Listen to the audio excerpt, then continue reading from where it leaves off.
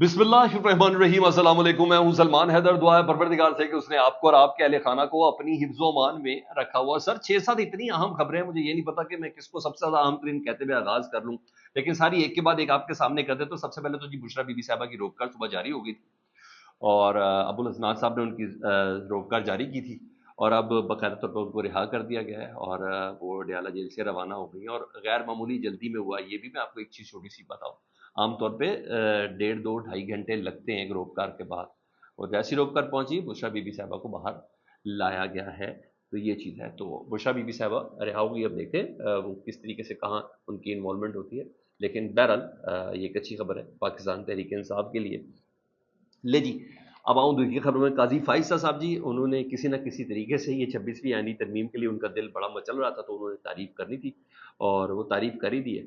अब ज़रा चेक करें क्या कमाल काम है। आज एक केस की समाअत के दौरान वो कहते हैं कि अखबार में लिखा है कि नई आईनी तरमीम में माहौलियात से मुतल्लिक, माहौलियात के तहफ़्फ़ुज़ से मुतल्लिक कोई शिक शामिल की गई है। तो एडिशनल एडवोकेट जनरल KPK ने कहा, जी जनाब,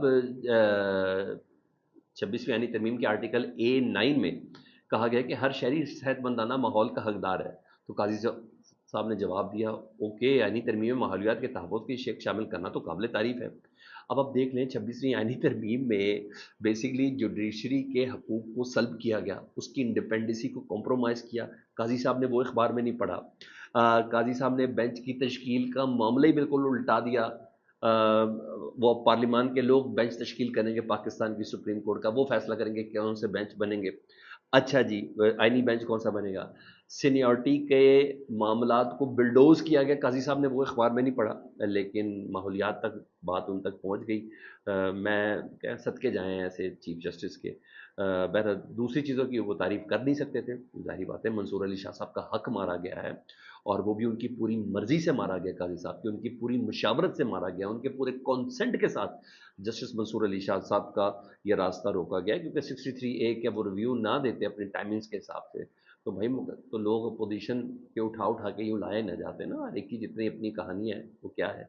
मगर काजी फाइज से सामने तो तारीफ़ करनी थी, तो उन्होंने कहा चलो ऐसे नहीं तो मैं ऐसे तारीफ़ कर लूँ। हाँ, जस्टिस मंसूर अली शाह साहब का एक और बड़ी आम खबर, उनका एक और ख़त है काजी फाइसा साहब के नाम है। सर मैं कह रहा हूँ सोने के हरूफ से, कि अल्लाह किसी बंदे को अपने ओहदे के अंदर अंदर उसको ऐसी कमाई ना मिले जैसी काजी फाइसा साहब को मिल रही है।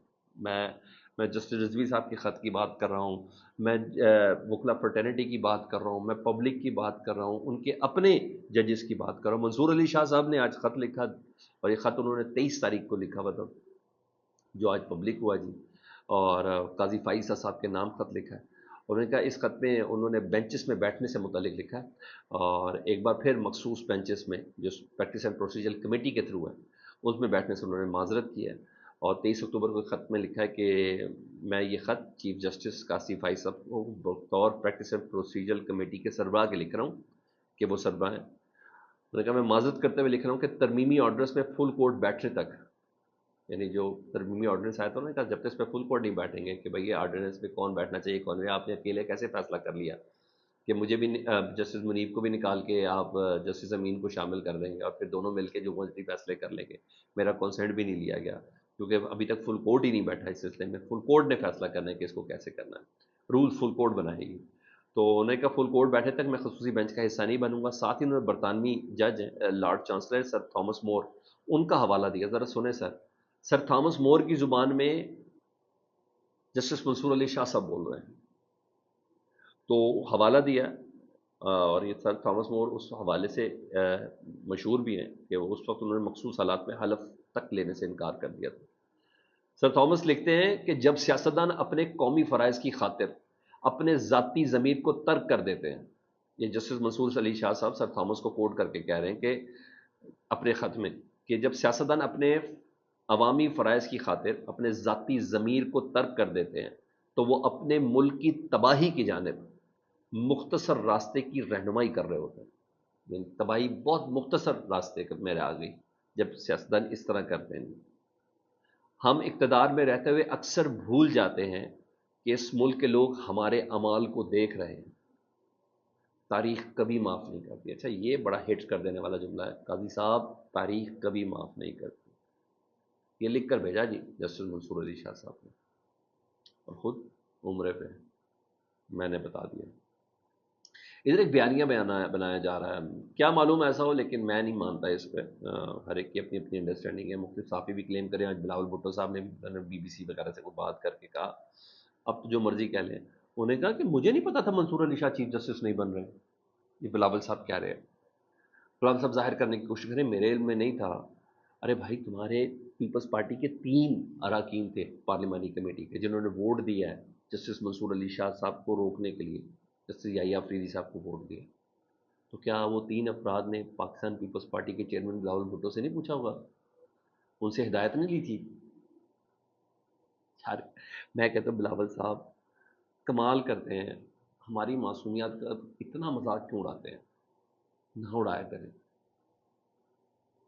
قسم سے ایسی باتیں سن کے نا لگتا ہے کہ انہوں نے ہمیں کہاں کیا سمجھا ہوا ہے. یہ لوگ ہمیں کیا سمجھتے ہیں؟ صرف بس یہ دیکھ لیں یہ ہمیں کیا سمجھتے ہیں. ہاں، نصرت جاوید صاحب بھی کہہ رہے ہیں، میری سمجھ میں نہیں آیا. دیگر کچھ ایک دو اور بھی صحافی کہہ رہے ہیں کہ جی منصور علی شاہ صاحب پر پیپلز پارٹی اور جے یو آئی راضی تھے، اگر پی ٹی آئی بائیکاٹ نہ کرتی تو منصور علی شاہ صاحب چیف جسٹس. بھائی کیسے بن جاتے ہیں یار؟ نون لیگ پیپلز پارٹی نے ووٹ دیا ہے، کیسے آپ کہہ رہے ہیں بن جاتے ہیں؟ تو بہرحال ایک مسئلہ ضرور کھڑا ہو سکتا تھا اگر وہ ہوتا ہے. شاید وہ ریگریٹ بنانے کی کوشش کر رہے ہیں بیانی کی شکل میں کہ پاکستان طریقے صاحب کو ریگریٹ ہو جائے، یا مستقبل میں منصور علی شاہ صاحب کہہ رہا ہوں وہ بدزن ہو جائیں پاکستان طریقے پر. مجھے اس کے علاوہ تو کچھ نہیں لگتا. ادھر آج بہت بڑی پیش رفت ہوئی ہے جی، اور وہ پیش رفت وقت کے لحاظ سے تو بہت بڑی ہے. اسلام آباد ہائی کورٹ کے جسٹس ہیں اسحاق علی خان صاحب، سردار اسحاق علی خان صاحب. انہوں نے پہلے بھی ایک آرڈر دیا تھا عمران خان صاحب کی ملاقات کرائی جائے وکلا سے. انہوں نے کہا کہیں اور نہیں تو میری عدالت میں آ کے ان کے وکلا سے ملاقات کروائیں، تو مگر عمل نہیں ہوا. آج پھر انہوں نے ملاقات کرانے کا حکم دیا، اور انہوں نے کہا 3 بجے تک عمران خان کو اسلام آباد ہائی کورٹ لائیں اور وکلا سے ان کی ملاقات کرائی جائے. ساتھ ساتھ یہ بھی کہا کہ مجھے پتہ ہے کہ آپ میرے آرڈر پر عمل نہیں کریں گے، مگر مجھے آرڈر کرنے دیں. کل آپ کو احساس ہوگا کہ آپ کیا کرتے رہے، لیکن یہ عدالت تو درست آرڈر کرے گی. تو یہ نوبت یہاں تک پہنچ گئی ہے. ججوں کی بے بسی کا عالم دیکھ کر لیں آپ کس حد تک سسٹم ہائی جیک ہے، اور جوڈیشری کتنی بے بس ہے. فیصلہ دے کے یہ بھی کریں مجھے پتا آپ لوگ عمل نہیں کریں گے. یہ آرڈر بہرحال غیر معمولی ہے. اس کے آفٹر شاکس بھی آ رہے ہیں، اس پر تنقید بھی ہونا شروع ہوئی ہے. ملاقات نہ بھی ہو عمران خان صاحب سے، مگر پاکستان تحریک صاحب کو جرم، استبدال، ظلم، ان سب کا ایک بیانیہ مزید ملا ہے کہ دیکھیں حکم کے باوجود ہماری ملاقات نہیں کرائی گئی. ادھر امریکی کانگریس، سر میں کہہ رہا ہوں one of the toughest news ہے یہ کہ 60 سے زائد اراکین ہیں جی کانگریس کے. انہوں نے امریکی صدر جو بائیڈن کو خط لکھا، ان سے 4-5 سوال کیے ہیں. انہوں نے اپنے صدر سے سوال کرنے تھے، اور خط میں انہوں نے عمران خان صاحب اور پاکستان میں دیگر جو سیاسی قیدی ہیں ان کی رہائی کا مطالبہ کیا ہے امریکی صدر جو بائیڈن سے.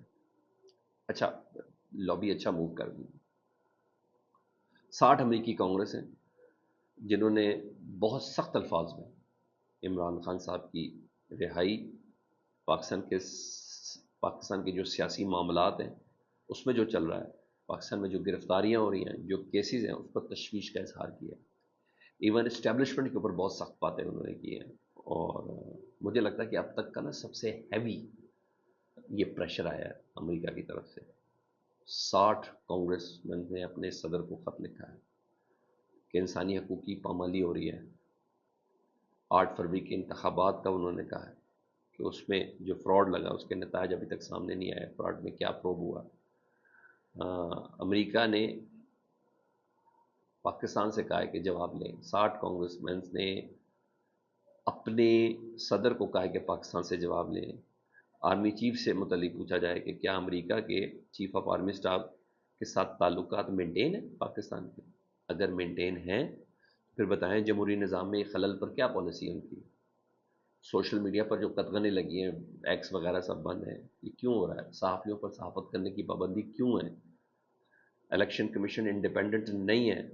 اسلام آباد ہائی کورٹ کے 6 ججز جنہوں نے کہا تھا کہ ہمارے پر ایگزیکٹو پریشر ڈالتی ہے اپنی مرضی کے اوپر، 6 ججز کے خط تک کا ذکر ہے. یہ 60 جو امریکی کانگریس کے اراکین ہیں، بات بہت دلچسپ ہے. ہماری لانڈریاں باہر دھولی جا رہی ہیں سر، یہ حال ہے. یہ سمجھ لیں کہ کچھ نہیں، سب ہینڈل ہو جائے گا. نو. عالمی برادری کو ساتھ لے کے چلنا ہے، جواب دیں۔ پہلے بھی ماشاءاللہ 26 ترمیم پہ ہم ماشاءاللہ بہت دعائیں اور سلواتیں سمیٹ رہے ہیں۔ اپنا بہت خیال رکھیں جی، اللہم صلی علی محمد و علی محمد۔